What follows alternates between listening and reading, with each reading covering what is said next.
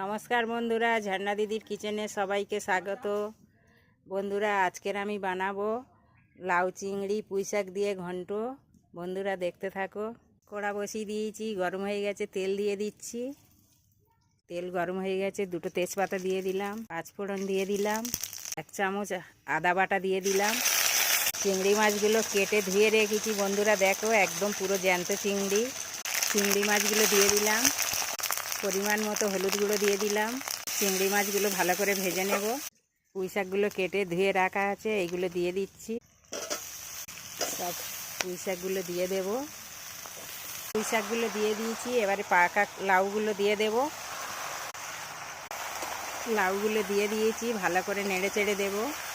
পরিমাণ মতো লবণ দিয়ে দিলাম, লঙ্কার গুঁড়ো দিয়ে দিলাম, ধনিয়ার গুঁড়ো দিয়ে দিলাম, 1 চামচ চিনি দিয়ে দিলাম।